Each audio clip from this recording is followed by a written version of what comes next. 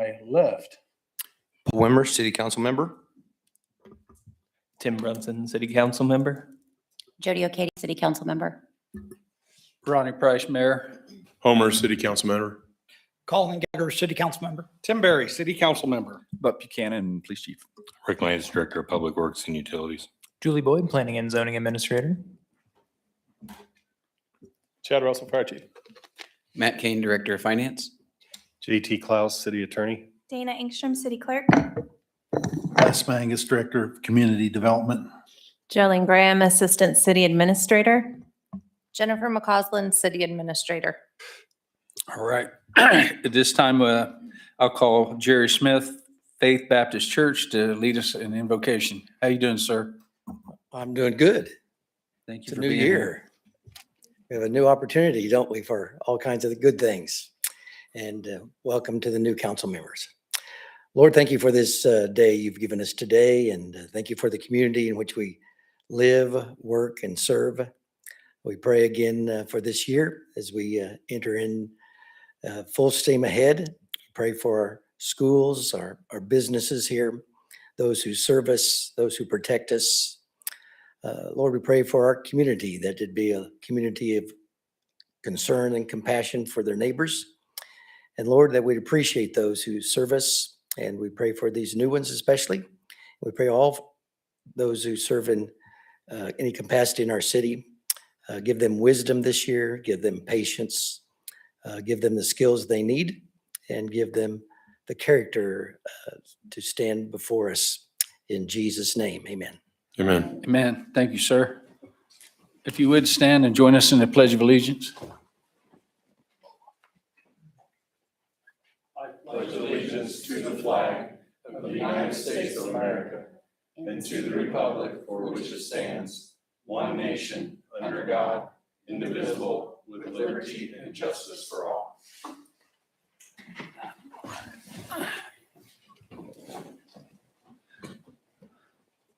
All right, at this time, I'll open the floor for a public forum.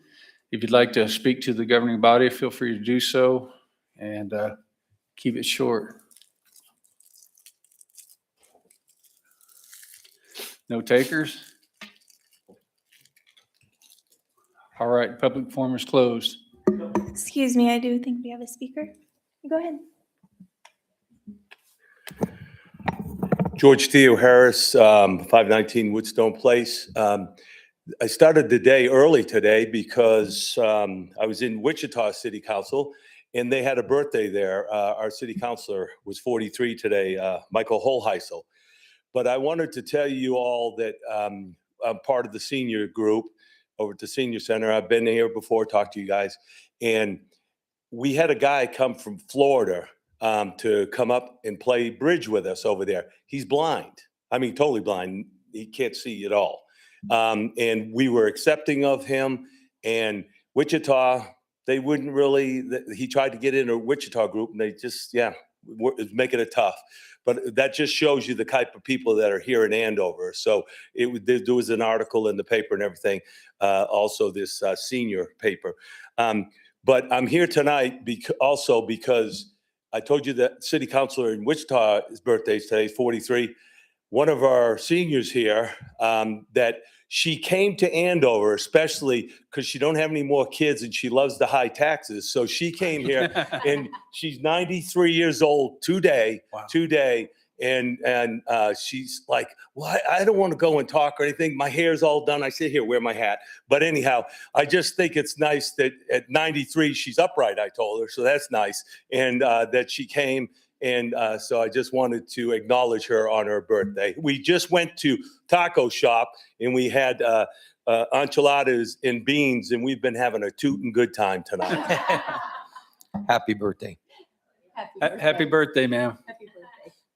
Thank you. All right. Onward and upward. Acceptance of the agenda. Mr. Mayor, Yes. I move to accept the agenda as presented. Second. Any further questions or discussion? All in favor, say aye. Aye. All opposed, nay. Motion carries 6-0. presentation. Misty Boatright's going to talk to us about the Andover Food Bank. How are you, ma'am? I am well, thank you. Thank you for the invitation back again. Actually, it's about the summer lunch program that you all provided us, the very kind, generous financial assistance to help cover our program. I provided Dana some information. This year, we served 120 families. We distributed 1,538 lunches. That means bags, so times that by 5. So that's a lot of lunches that we distributed this summer. We start the Monday after school lets out, which is typically the Tuesday because Monday is usually Memorial Day. But then we serve every Monday after that until the week that school starts. So we went clear up till August 11th. We work with the school district to distribute our flyers. So Terry helps us focus on the families that are enrolled in the free or low cost lunch program. Those are the families and children that we want to target just because we want to make sure that they have the same or at least some assistance during the summer that they get during the school year. We do purchase our lunch kits through the Kansas Food Bank. This year, they went up significantly. They went up another $4,000 to purchase our food kits. There's only 2 vendors, according to them, that we can purchase our food kits from. So we're kind of limited in our choices. My role as I am president of the Andover Community Food Bank Board. I've served on the board for 7 years and been involved with the food bank for many more years before that. My goal, just I've taken it on, is to try to raise more money to cover the summer lunch program so that the food bank doesn't have to cover as much cost because the Andover Community Food Bank does foot the bill financially to help with the cost of those summer lunch kits. So with the generous donation that you provide, last year we got a donation or a grant from Cargill. We have Knights of Columbus from St. Vincent's that gives us. There's a fundraising event that St. Vincent's does in the spring called Tablescapes. That is specifically for the summer lunch program, plus just the wonderful community that we have that helps us support. And Councilman Gallagher, thank you for, I think you provided us another list. We're in the process of reviewing all of those. So thank you. We always appreciate that. He provided some additional grant opportunities for us to review. So we're going through all of those. It's always paperwork, but if it will help us with the financial piece of it, we'll fill out any paperwork that we need to. We have a lot of families that come through and tell us each summer that we are a big help to them during the summertime. We have grandparents that come through that have grandkids that they watch during the summer that come through and get lunches too. So again, I thank you for supporting us. I'm sure you'll see our application again this next time, but we do appreciate the support that you provide, and we're going to keep supporting our kiddos during the summer the best that we can. And I'm happy to answer any questions that you all might have. Would you take the opportunity to tell us, most of us know, but there's people listening on the TV and stuff. Would you let everybody know where you're located and how they can help? Absolutely. Well, the Andover Community Food Bank is located in the Andover Methodist Church. We are located on the west side of the church. That's where our entrance is at. The food bank itself is open on Tuesdays from 10 a.m. to 1 p.m. and Wednesdays from 3 p.m. to 6 p.m. And it is open to anyone that would like to have assistance. We just ask that they bring a driver's license with a picture ID and a piece of mail that has their address. We do serve the Andover School District. So those are the areas. We do have some Benton just because they don't have a food bank opportunity there. But there is no need to show financial requirements, but we're there to help. And then during the summer, as I said, we work with the school district to assist those kids through the summer. And what's the food for fine? How does that work? Somebody explain that. Is that, is that where that goes? The food collected for Food for Fines, which is the way to help pay your court fine if you Right. happen to get one of those tickets. That food is donated to the Andover Food Bank. So if you get caught not obeying the law, you can make some lemonade out of that lemon and give some Yes. canned goods It's a and non-perishables. Wonderful opportunity for us. Phil Cruiser, our police department, always helps us with a food drive as well. Our school district, our schools are great. We have had an amazing spring with donations. Our shelves were overflowing. Of course, that will probably get us through the end of February. That's how quickly it goes. We've seen increases in numbers of people coming in, but we're very blessed because we've got a very generous community that is very supportive of our organization. All right. And the food for Thank you. fine thing is a very, it helps a lot. So don't get tickets just to do that. You can just go get food. But if you do get a ticket, don't bring something that you won't eat because the ladies at the desk will send you to get something better. So, Very good. Thank you again. I you. appreciate it. Thank you very Thanks, much. Misty. anyone else? No? All right. Consent agenda. Mr. Mayor, Yes, sir. I move to approve consent agenda items 8.1 through 8.11 as presented. Second. Any further questions or discussion? All in favor, say aye. Aye. All opposed, nay. Motion carries 6-0. All right, 9-1 zoning. Case number Z-A25-0002. This is an application for change of zoning district classification on a property generally located at 602 South Daisy Lane, Andover, Kansas. Before we proceed with the hearing, I'll ask the council members if any of them intend to disqualify themselves from participating in this case because they have a conflict of interest. No. I will now ask city council if any of them have received any ex parte verbal or written communication prior to this agenda item, which they would like to share. No. No. Has the city clerk received any protest petitions on the case? Yes, sir. And staff has determined that it is sufficient. Okay.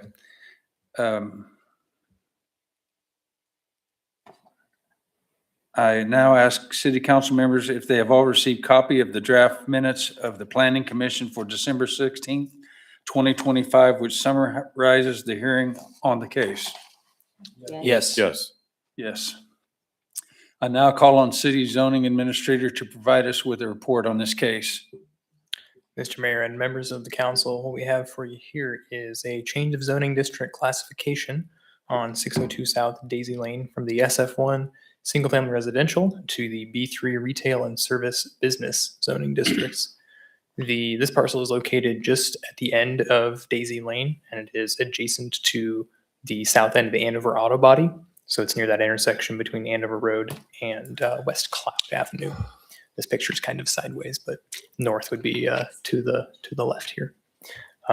The owner of Andover Auto Body has acquired this parcel directly to the south, and they intend to rezone it to match the zoning of the rest of the business, which the other two are already on in the B3 district for the auto body shop. As you can see in this picture, the intended use of that parcel is for cars that are being worked on. It's not like a parking lot for customers, but some of the cars that the auto body shop is working on need to be stored somewhere. So that is what the property owner intends to do with this. I didn't put them in my staff report, but this has also already been to site plan. This fence that is in the picture here it is in place, and there's going to be some landscaping added additionally. Don't have any pictures of that yet, unfortunately, because it is January. But that is going to be a condition on this that changes over time. There is a house that was already in place whenever the owner of the Andover Auto Body acquired this property. That house is still there as we speak. And to my knowledge, the occupants of that house have remained, and the owner of Andover Auto Body is letting them stay there until they move out from the house, at which point I imagine he will remove it, but he hasn't provided those plans to us yet. The comprehensive plan designates this parcel as it's in the mixed residential neighborhood place type, and it's adjacent to the city center place type, which the businesses along Andover Road and Cloud are within. Whenever the comprehensive plan was put into place in 2024, those place types were basically drawn to match where the zoning districts were at the time. So while this property is outside of that city center place type, we're not, as staff, we're not too surprised to see that happening over time. You know, properties between the place types do tend to shift back and forth. And since this is right on the border, it's the kind of thing that we expect to see. The zoning districts are what determines what can go somewhere, not the comprehensive plan. So this is the process to change that, not just going by what the comprehensive plan says. The Planning Commission recommended approval of this case at their meeting, and I can take any questions. So the question, I've got a question, I'm sorry. So the property south of Zips Car Wash is zoned, I believe it's 601 Andover Road, correct? It's zoned commercial as well, is that correct? To my knowledge, yes, I can check for you. All right. That one was some time ago. Yes. Just trying to wrap my mind around it. Okay. Are there any questions to the zoning administrator from any other council members? No. I don't think so. Have any written communication been received to the city clerk? No, sir. No, sir. We would like to welcome, everyone interested in this agenda item to come to the podium, give your name and address. Please keep your comments to 3 minutes. The governing body has been provided the draft minutes, and the video of the public hearing has been made available. So please limit your comments, information, please. Let me try this again. So please limit your comments to information not previously shared at the public hearing held on December 16th, 2025. Does anyone from the public have any new information? Yes, sir. My name is Darren Berger, 628 South Daisy Lane. I know, sorry, he's not here. So go ahead, sir, I'm sorry.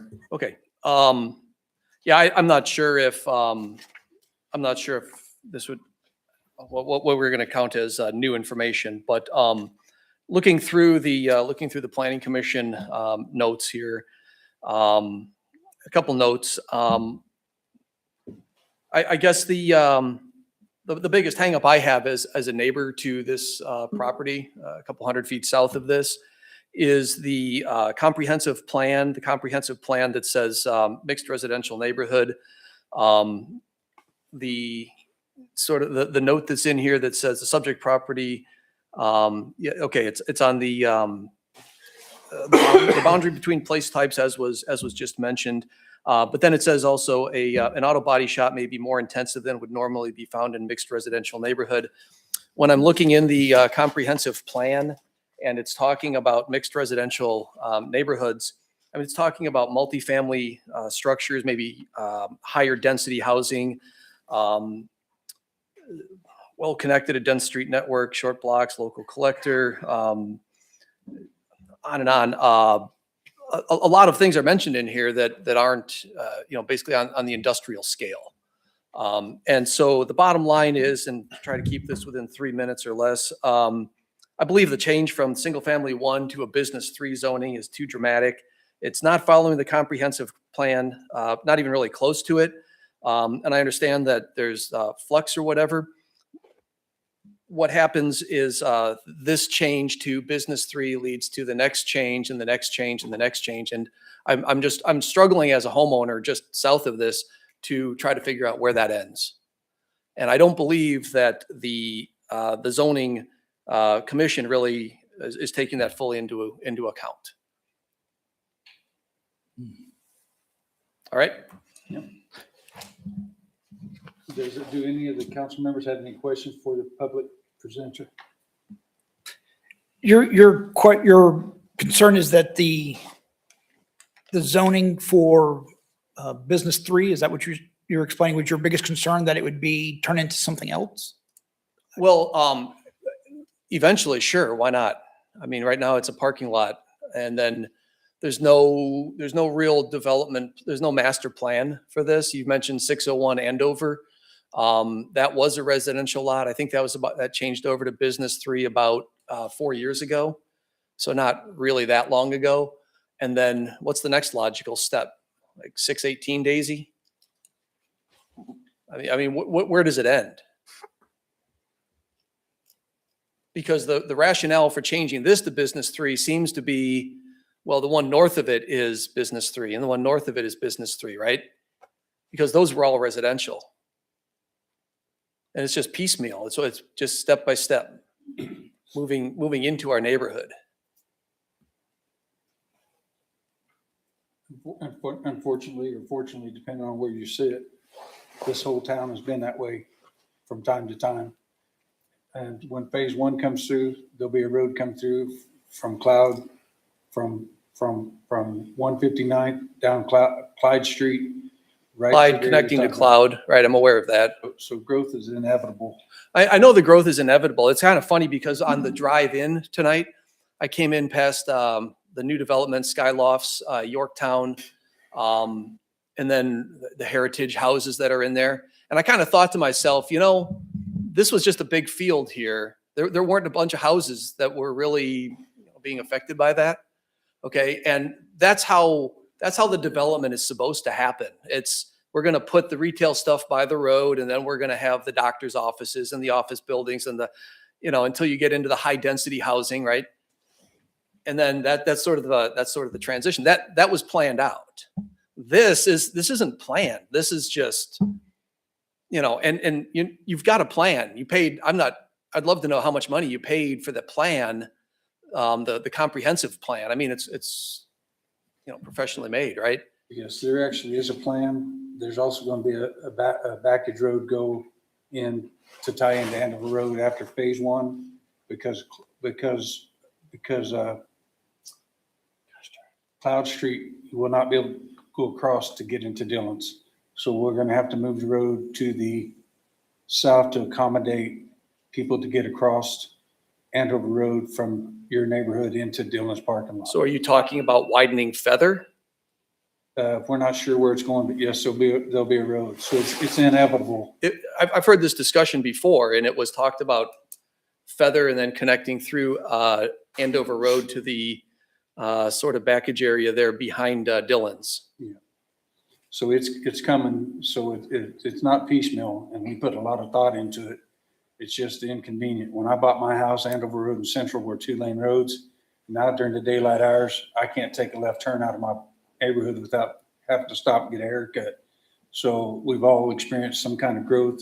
It's just the way that things go. But we do have a plan, and it's a well thought out plan. It's just time. It's going to be inevitable. All right, then what does it take to get one's hands on this plan? You can get on our website. Oh, I've done that. I've looked, and the plans don't match up. And when Yeah. I've asked, it's been, we'll hear in a couple months or something to that effect. So we're very transparent with what we're doing. So it's just a matter of time. Phase two design build is not done yet, but it will start in somewhere at the end of 28. And that backage road is part of the phase 2. And that's not up to us, that's up to KDOT. So we will be getting that. Hopefully, we thought we'd have it by the end of the year. We do not have it yet. So it is part of the plan. It's just, we're waiting on KDOT to tell us where that road's going because we don't have 100% control of that. So we do have a plan. It's thought out. We just, we don't have anything. For example, I'm taking more time because I think it's worth it. All right. So Quick Trip's waiting. I appreciate it. Quick Trip is waiting to build until they find out where that road is going. But it is coming into town. So we did the north side backage road, where that's why the hotel's gone. So this is not something we're just letting somebody do willy-nilly stuff. the construction's coming that way, and it's out of our hands what KDOT does with the backage roads and the frontage roads. But we're also we're working with them continually on doing the best we can and making at least amount of discomfort for the citizens of our city.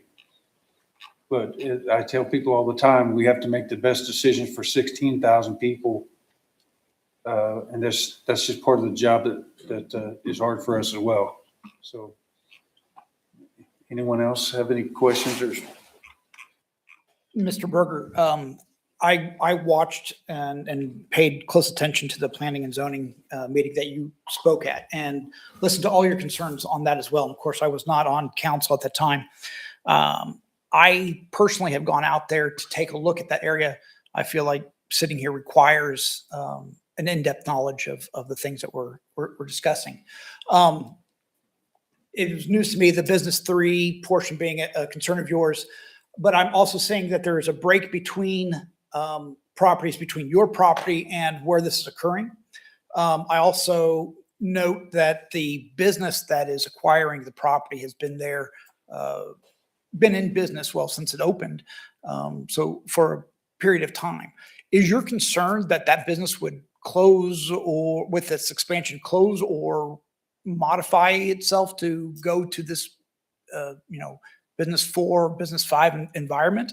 Because the other real only reason why I asked that is you'd also mentioned what's to stop it from reaching to your property. And I don't have an answer for that at this time, but I'm trying to put together the things that you had said in the previous committee meeting and here about your concerns. I want to make sure that your concerns are addressed. As Mr. Mayor had said, want to give it the attention that's necessary. That's why I've gone out there. I've seen the fence around there, the light that's there, the whole 9 yards, just to make sure I can speak intelligently. In this picture here, if I'm correct, the greenhouse that's back there is yours, correct? Right. Okay. And this is the property as it pretty much sits now, I'm assuming. What is with this concern of it being a Business 3 now, maybe even eventually, let's just pretend you'd said you're concerned about it turning to a Business 4 or 5. With your concern, what is that specifically with this property? How does that affect your residents there right now? Well, the effect that, okay, so the effect that it has right now today is the bright lights that are on the building shining into my backyard. They are admittedly quiet at night and typically on the weekends. No, my concern is more so what I perceive to be just the lack of an overall plan. What you've said about the KDOT plan, I do find of interest. But the rationale for changing 602 to business seems to be, well, the lot to the north of it is business. And I think the lot to the north of it was residential. I could be wrong on that. But if we're going to use that rationale to change 602, then we use the same rationale to change 618, right? Which is the next house south. Yeah. And then we use it to change 628, which I mean, and it's disruptive to the neighborhood. And I'm not just speaking for myself here. I'm speaking for the guy across the street, the woman next door, the whatever, the folks that aren't here tonight, because they do appreciate a nice, quiet, convenient neighborhood. The lights that are on the building that you're complaining about were there before, weren't they? They've been there since the building went up. I mean, how many years has that been? A couple? Okay. 5. I mean, it really wasn't as noticeable on the first building. He's expanded. I haven't kept a log, but sure. On the most recent site plan, if I may, and I think Julie hit on it, is that there is a landscape buffer going in, but due to the zoning and site plan right now and it being January, those trees haven't been planted yet. But I believe there's a plan for 4 to 5 trees going in on that south end of that fence to help buffer exactly what you're talking about, the lighting and so forth. As council, it's hard for us to also tell a business that they can't do something if they bought the property fair and square, right? And to tell a business, hey, you can't continue to grow or get bigger is kind of detriment to the city, if you will, in regards to not being in favor of a business trying to grow that it's already connected to. I do understand that. And I would say there are parts of the city that are zoned industrial. It's not there. So, and I do understand that there's a value to having a high profile location. I'm sure it helps, you know, when somebody's in an accident and the tow truck driver says, where do you want me to take the car? That one that's over there by Dylan's, right? Yeah. So I can see there's a value to that. However, you know, I don't know if he planned to get that big or not. It just seems like, you know, maybe he could have planned to, you know, buy a property someplace else rather than, you know, one that was sort of constrained by a residential neighborhood. Well, and I think that's why, Trey, if you go back to the pictures where it has the single family, the zoning districts colored, there you go. That's why that is buffered as B3 to act as a buffer to B4 and B5, like Colin said, and like the mayor had said. So that's why the B3 here, it's connected to the business. That's why it would be zone B3 to act as a buffer before you would get to that purple one up there on the north side of that. Okay. Anyone else? It's not lost on me that the applicant, the property owner, is allowing the family to stay. I think that's a gesture of good faith. I understand your concerns for sure, sir. It's just the nature of an evolving city as I see it. And would I be happy if it were happening in my backyard? Probably not. And I'd be exactly where you are too. That's about all I have to say. My email address is rprice@andoverks.com. As the phase 2 is finished, I will, if you email me, I'll personally keep you up to date on where that road's going and how and when it's going to come through. All right. But it's coming. All right. All right. Thank you, sir. Appreciate your time. Thank you. Does the applicant have any further response to the public comment? The applicant is not in the. Excuse me? Oh, okay, I'm sorry. Does anyone else have does anyone else from the public have any new information? No. Does the applicant have any further response to the public comments? He's not here. Assuming, so council, I need 6 affirmative votes to make this pass. So I'm going to be like past Councilmember Warrington. Why is he not here tonight? Don't know. Can't answer that.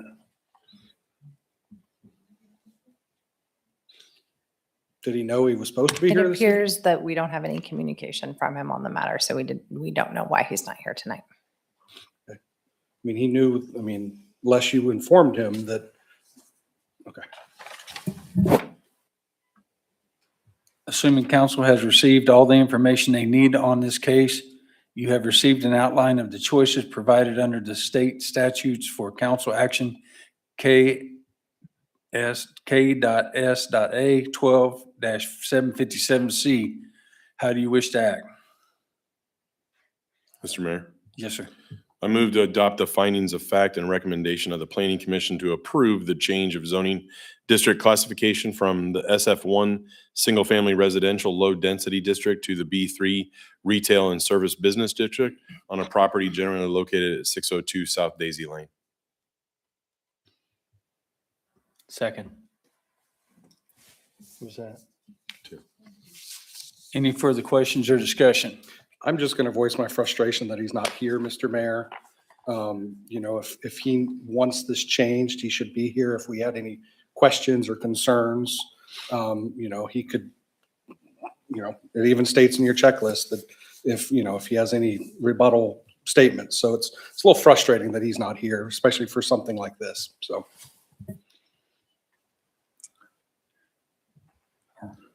All right. Any further questions or discussion?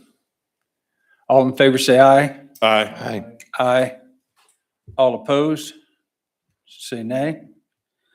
Motion carries 7-0.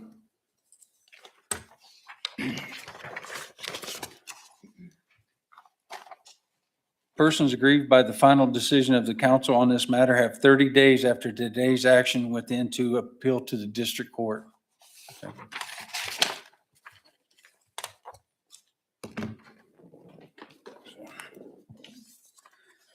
All right. 10-1 preliminary PUD Hodges 8th edition. Is this the one I got here too? This is case number Z-PUD 25-0010. This is an application to establish the Hodges 8th edition planned unit development plan, generally located at West Turnpike Road, Andover, Kansas. Before we proceed with the hearing, I'll ask council if any of them intend to disqualify themselves from participating in this case because they have a conflict of interest. No. I will now ask the city council if any of them have received any ex parte or written communication prior to this agenda item which they would like to share. No. Has the city clerk received any protest petitions on the case? No, sir. I now ask council members if they have all received copies of the draft minutes of the Planning Commission for November 18th, 2025, which summarizes the hearing on the case. Yes. Yes. Yes. I now call on city zoning administrators to provide us with a report on this case. Julie, that's you. Yes, Mr. Mayor and members of the council, we have here a preliminary PUD for what is being called the Hodges 8th edition.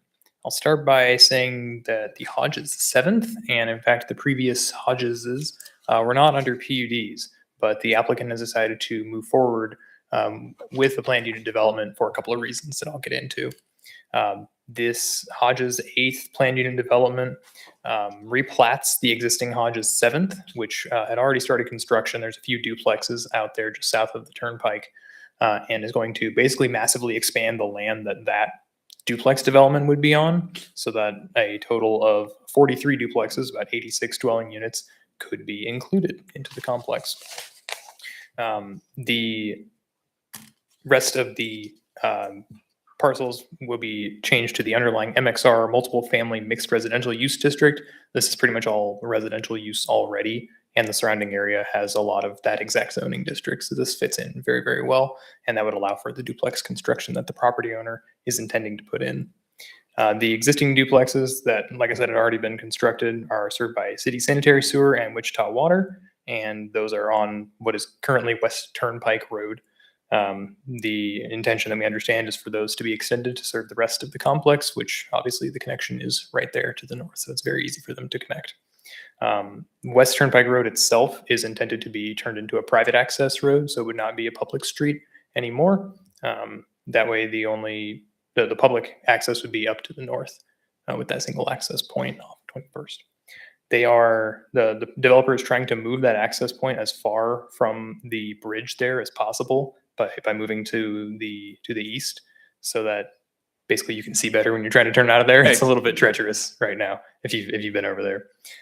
This is the preliminary PUD, so some of the elements like the final drainage characteristics are not something that'll be finalized until we see that one, which will probably be here in a month or two. That is in the pipeline right now. I can stand for any comments. Are they, Mr. Mayor. yes, sir. And so in regards to the road being, did they buy it, or you said it's not going to be public anymore? Yeah, so West Turnpike Road is intended to, so there's like a triangle of right-of-way that KDOT owns that the property owner is negotiating for, and then the right-of-way that we have would be replatted into this preliminary planned unit development. And we have met with the property owner. We think it's a good deal. Would they purchase it from us? No. There's a state statute that allows a plat to vacate easements, right-of-ways, dedications, and replat them all in the platting document. You'll see this on the final plat when it comes across the the table.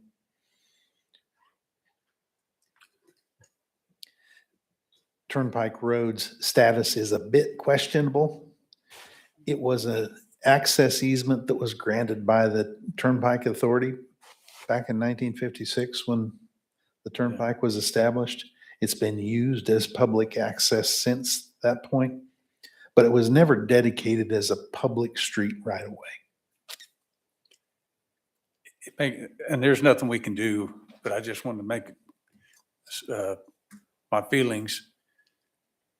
That line of vision is tight coming off that turnpike bridge, and just like the last case we just talked about, inevitably that whole area is going to fill in and we're going to have a lot of traffic going out onto that.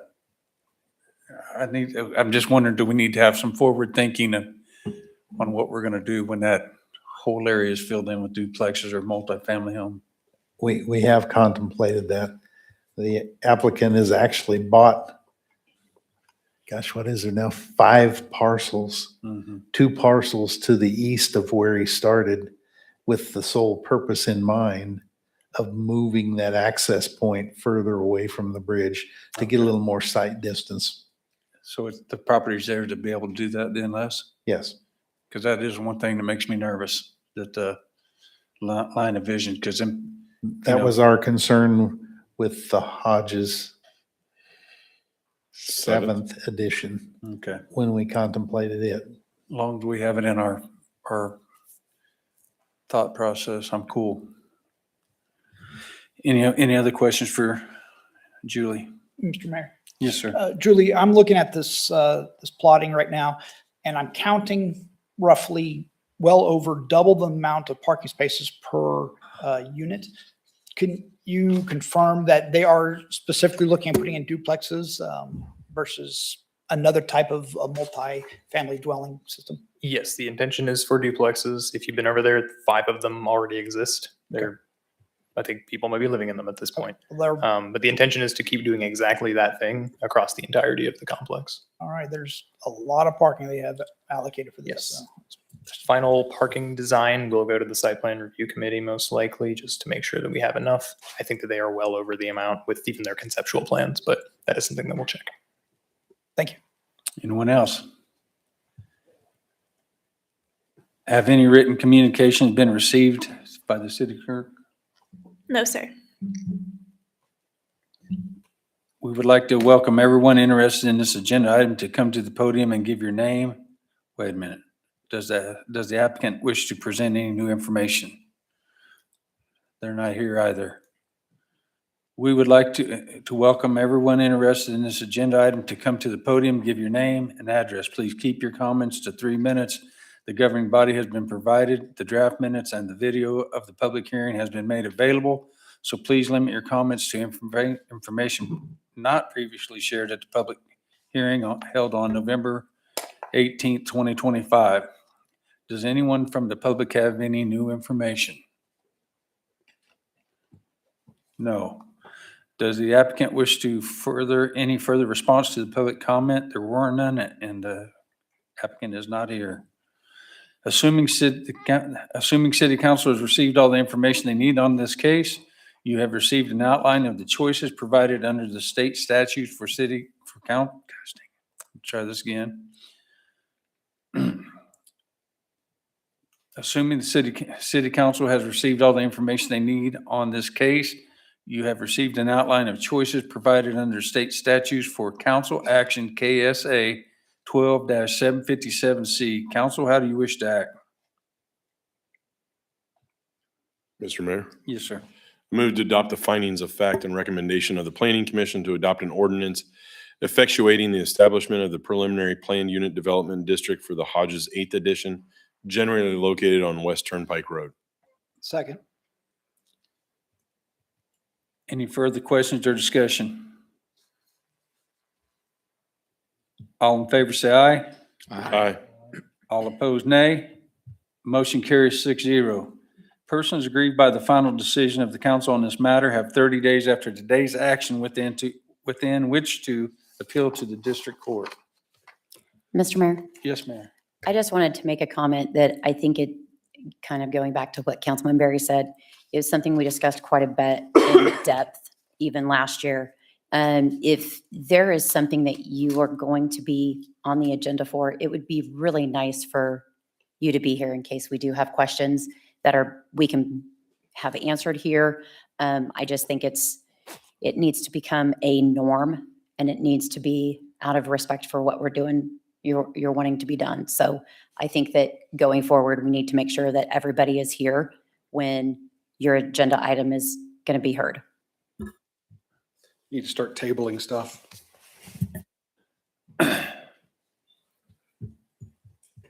JT?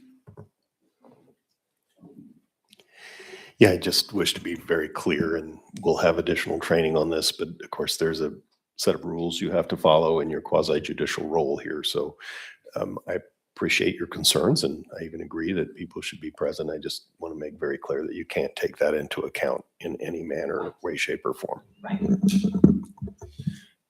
To their point, when we have this, there could have been 30 people here and we would have had to listen to all of them instead of just one. So our time is valuable too.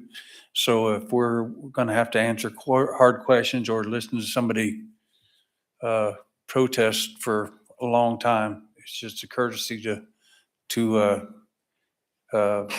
be here to present what we're going to have to vote for and eventually maybe have to answer for. Good. Okay. 11, selection of electrical power, Green Meadow Edition, 1904 East Central Avenue. And again, Julie will talk to us. Yeah, you're going to hear from me a lot tonight. So back on November the 12th of 2025, you all adopted a resolution indicating your intent to select Evergy as the electrical provider for 1904 East Central, which was recently annexed as the Green Meadow Edition. You are required to make this resolution of intent and then select an electrical provider whenever you annex land into the city. So we are fulfilling that duty as presented by state law. Evergy already serves the subject property and the house that's already there, and they will continue to do so, I assume, without interruption. Mr. Mayor, Yes, sir. I move to adopt a resolution selecting Evergy Incorporated as the electrical provider for the property that was annexed as the Green Meadow Edition and generally located at 1904 East Central Avenue. Second. Any further questions or discussion? Is that the one where the house is moving to? Yes, When is that house moving? we're now being told tomorrow, Okay. although I'm They got it not pulled sure out if to I the would curb. believe it. Yeah, it looks pretty far. They're going to have to remove that. I noticed that wire. They're going to have to take that wire loose, right? Right. So if you don't mind, I speak on this one. There's still communication, but we're not gonna really want to tell too many people when it's gonna be moved exactly, because it'll cause probably some danger, people pulling over the side of the road, everything else. But Captain Graber has been in contact with Okay. him Okay. as before. Things change, but again, I don't want to cause, hey, it's gonna be here at this time tomorrow, and then, We don't want no looky-loos, right? yes. Okay. Rubberneckers. Thank you. Any further questions or discussion? All in favor, say aye. All opposed, nay. Motion carries 6-0. Vacation Founders Parkway, Sunflower Lane. Julie again will speak to us about this. Jeez, Julie. Yeah, I know. So, Mr. Mayor, members of the council, this is a little bit weird. So, the right-of-way that was originally dedicated for the Sunflower Lane Founders Parkway expansion over there is no longer really reflective of where the actual road's going to go. And so there's this kind of sliver of land, we'd call it a remnant, and the right-of-way that the city doesn't really need to hold for the road. We're not going to be turning it into part of Founders or Sunflower Lane. So we're intending to vacate this about 0.18 acres of land, and then it would be entrusted to the care of the adjacent property owners. The Andover Crossing apartments are, of course, very near. I can show you. There we go. This land would basically, removing this from our right-of-way would just make the existing right-of-way more closely match the actual run of the street, which is what we wanted to do. So this is kind of cleanup of a small bit of land that we don't really need to hold on to. Mr. Mayor, I have one question. Yeah. this is going to sound kind of cynical, and I don't mean to sound this way, but are we sure we don't need this property? I would be very surprised if the roads layout changed again. Okay. I know we've The sold plans- property before and then all of a sudden, oh crap, we need it. So are we sure we do not need this property? The plans for this project are at final approval at KDOT now. The alignment's set. We're planning to bid it in about 30 days. Mr. Mayor, I have another question. By relinquishing this land, we will not be responsible for maintaining it, correct? As far as That is correct. Mr. Mayor, Yes, sir. I move to adopt a vacation order for a portion of the platted right-of-way near East Founders Parkway and South Sunflower Lane as described in such ordinance. Second. Any further questions or discussion? All in favor, say aye. Aye. All opposed, nay.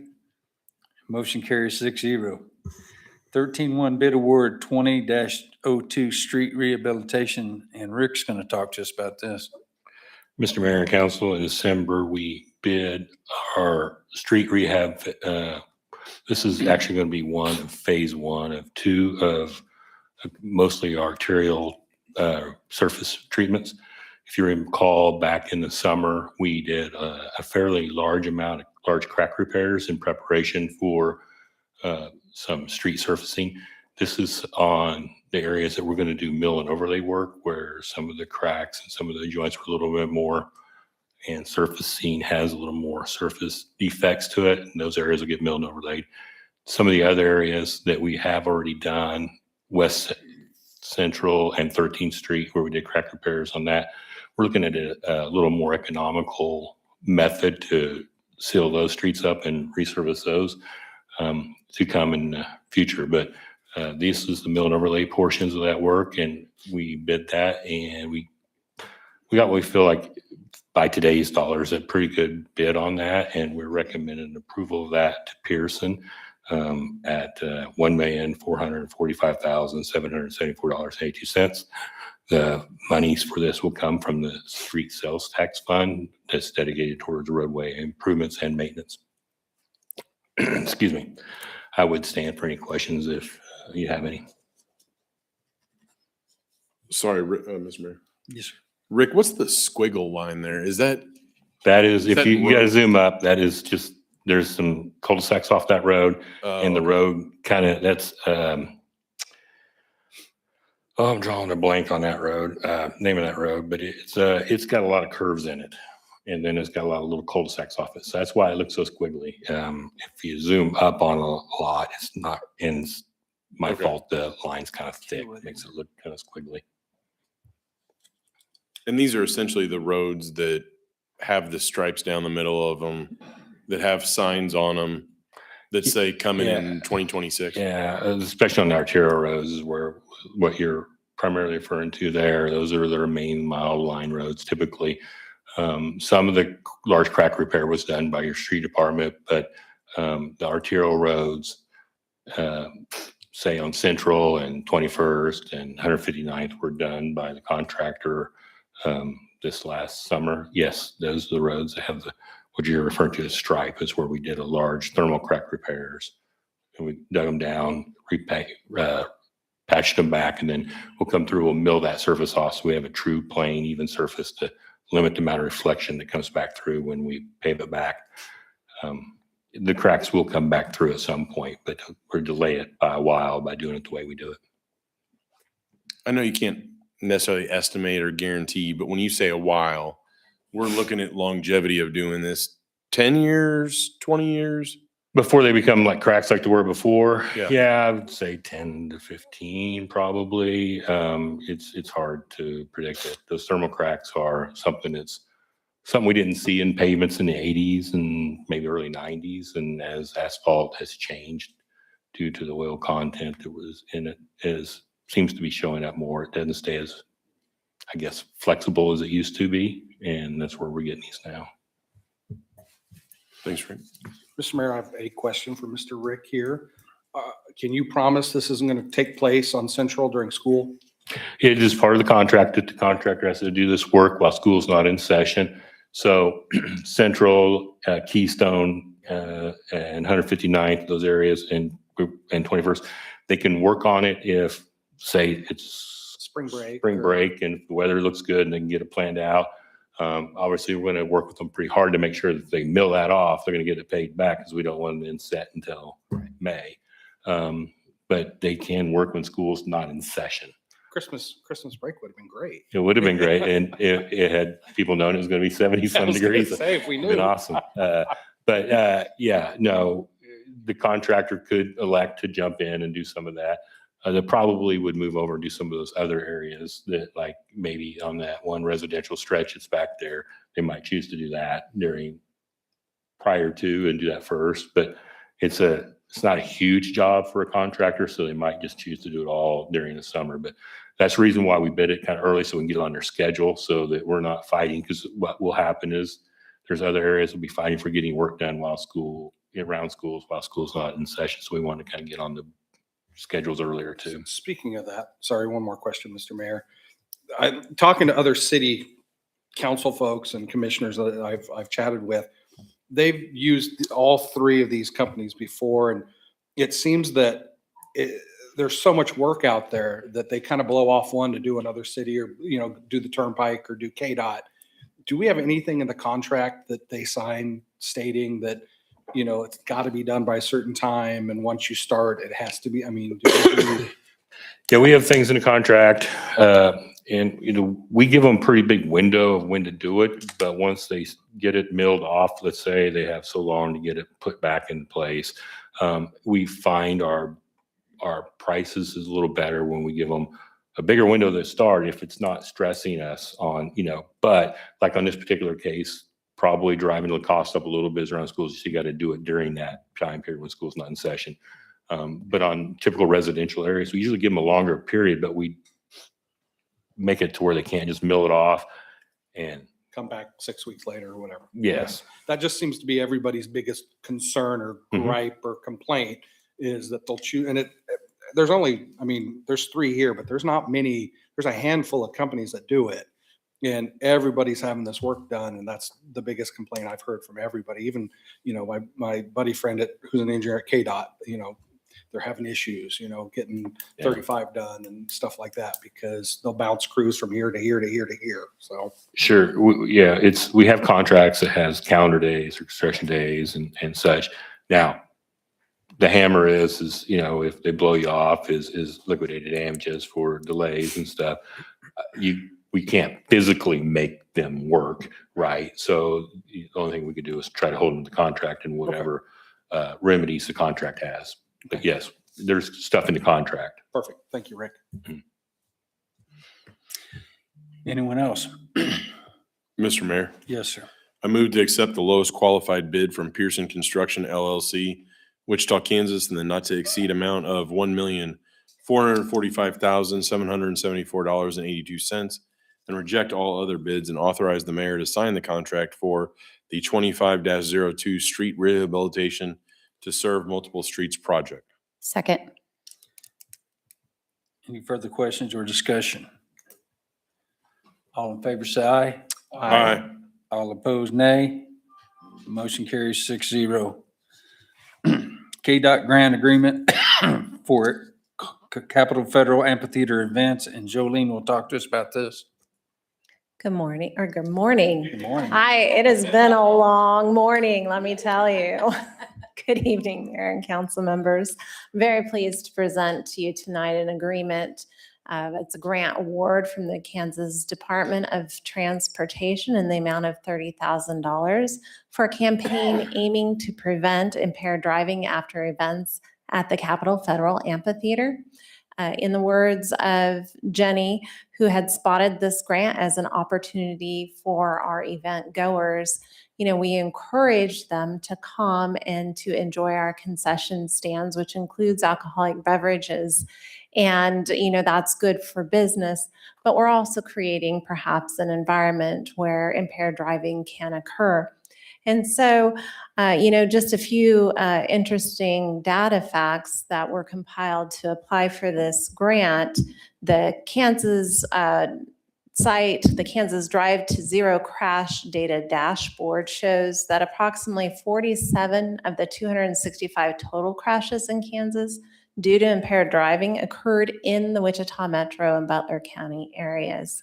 And of those 47 crashes, 20 were fatal, resulting in 23 deaths.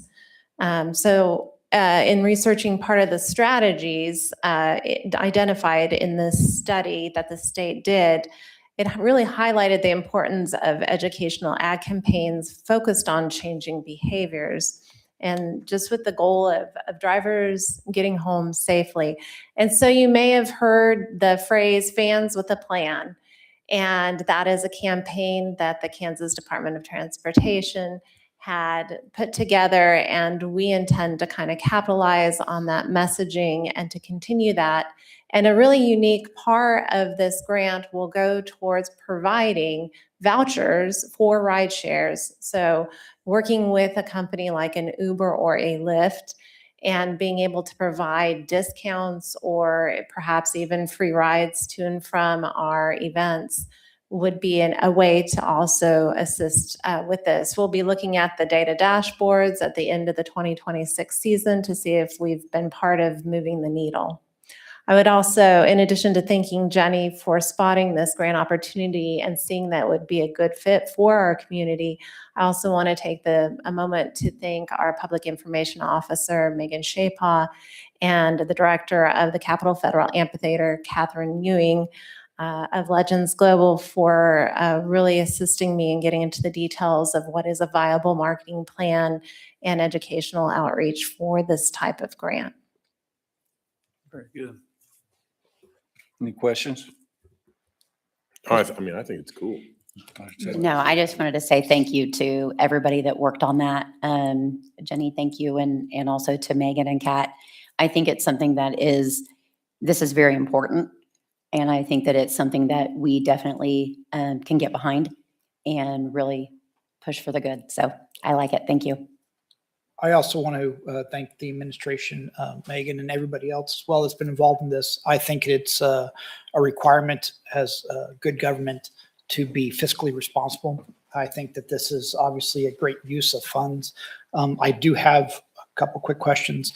One is, will we be partnering with any outside sources like Mothers Against Driving or anything like that to do this education process? And then my second question would go more towards the chief of police and asking if there are requirements based upon his actions coming from or going to that the theater, the amphitheater.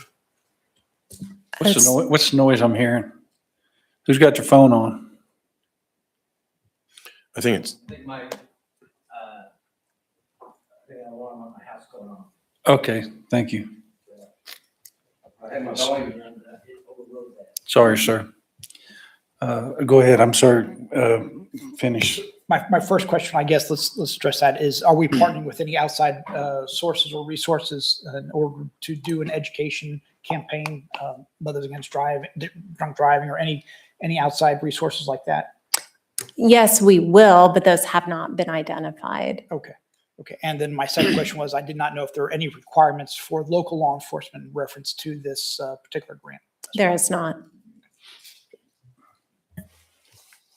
So this is great and all, but are we going to have any concerts? I hear there's going to be an announcement this week. All right, perfect. Thank you. Anyone else? Mr. Mayor, if I may ask, so are we going to establish like an official partnership with like one of the rideshare companies, and are they going to get enough people there to utilize the vouchers? I understand that may not have been decided yet, but I'm just curious where we're going with that. Yes, that is the next step, is that we will initiate conversations, first of all, with the Kansas Department of Transportation contact that I have, who have worked these types of Fans with a Plan campaign and working with a rideshare company. They actually have some pretty nifty analytics on the backside and dashboards that will give some data to be able to report out to you and also to KDOT for this. So that'll be next up.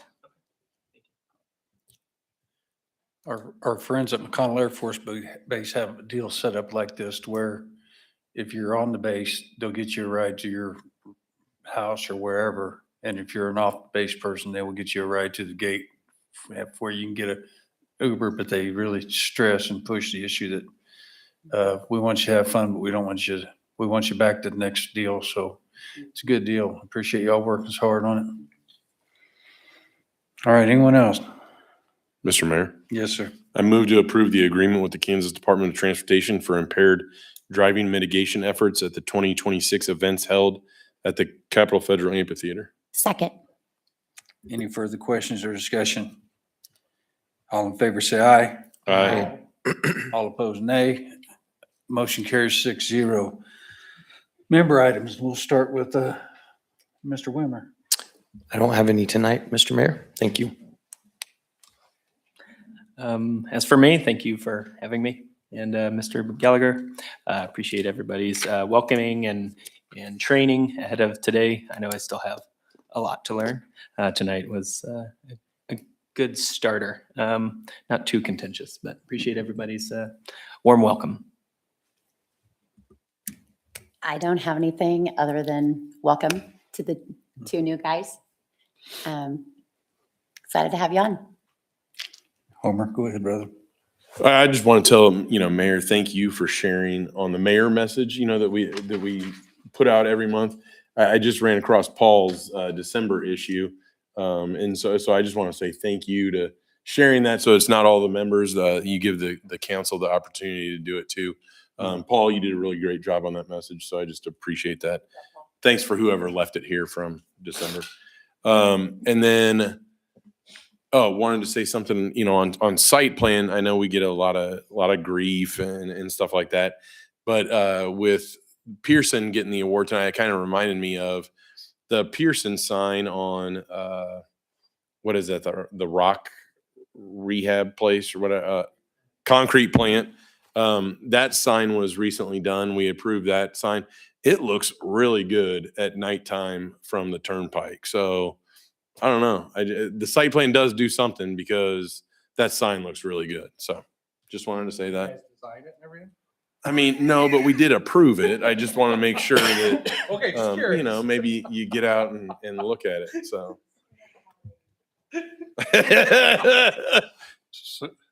So are we talking out at the turnpike, right? Are they gonna have to move it now that the land swap transpired or? No, I'm just checking. Go ahead, Colin. Go ahead, brother. I'm very happy to be here. I hope to be an asset and absorb a ton of information from everybody here. I want to thank everybody and anybody who's watching or listening. I encourage them to get involved in the ACE program that the city is putting on. I understand that we're over half full already. So I'm very excited to see how it continues on. What's half full? The city council. Okay. Not city council, sorry. City administrator. I have focus issues, Colin. You'll learn this. Go ahead. So I only have a couple things that are more for my fellow council members. First of all, welcome Tim and Colin. The local government day is up in Topeka. It's in 2 weeks. It's basically January 28th, or I guess 2 weeks tomorrow. So it is where you can go up and meet your legislatures, your senators. Most of the time you're supposed to schedule meetings to go and all that stuff. But in the afternoon, the league hosts an event where you can go up and basically shake hands, kiss babies, all that fun stuff. So if you're interested in that, I have some information for that. I also have the league is doing a COMA webinar. If you guys are interested, especially the two new folks, Tim and Colin.